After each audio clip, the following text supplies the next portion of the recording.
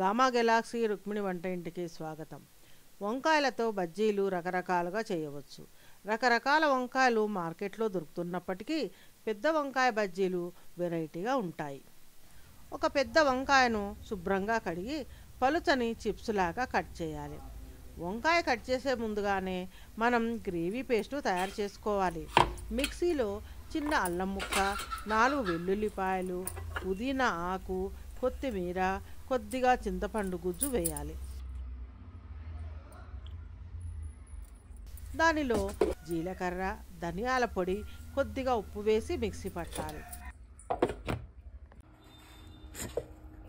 ఆ పేస్టునంతా ఒక వెడల్పాటి గిన్నెలోనికి తీసుకోవాలి. కొద్దిగా నీళ్లు పోసి కలుపుకోవచ్చు.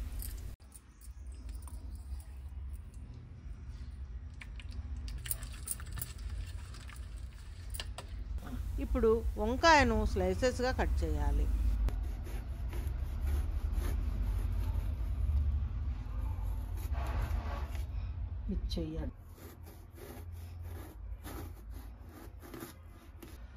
అల్లేయండి.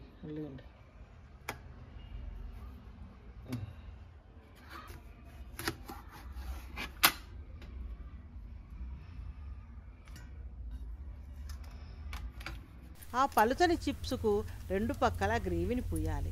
బాగా అంటేటట్లు చేయాలి.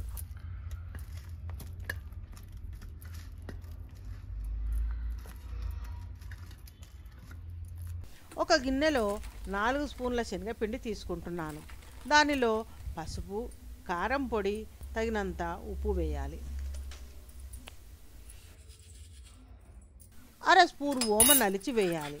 ఓమ వల్ల శనగపిండి జీర్ణమై గ్యాస్ ప్రాబ్లం తగ్గుతుంది. 1/2 స్పూన్ జీలకర్ర నలిచి వేయాలి. చిటికెడంత వంట సోడా వేయాలి. బాగా కలపాలి. కొద్దిగా నీళ్లు పోస్తూ చిక్కగా కలుపుకోవాలి.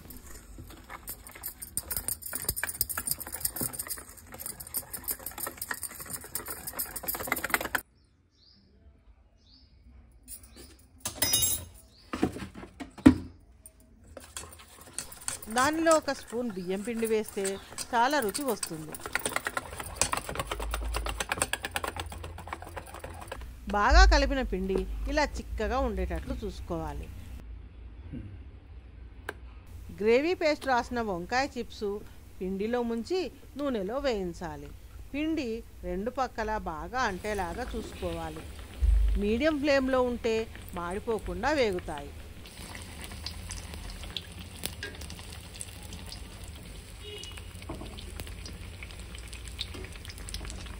లోపల పోతున్నారు. వంకాయ కూడా బాగా ఉంటుంది. కసకసాలుగా పిసపిస్తాను. అట్లా కావాలి బాగా ఎర్రగా. 2 పక్కల బాగా వేగిన తర్వాత తీసివేయాలి.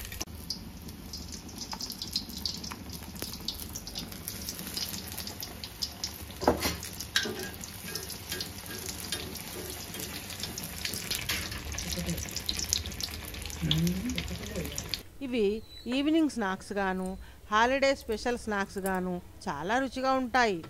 ఈజీ, టేస్టీ మరియు హెల్తీ వంటలకు మా ఛానల్ ప్రాధాన్యతనిస్తుంది. మా ఛానల్ను సబ్స్క్రైబ్ చేసుకొని లైక్ చేస్తున్నందుకు మా థ్యాంక్స్.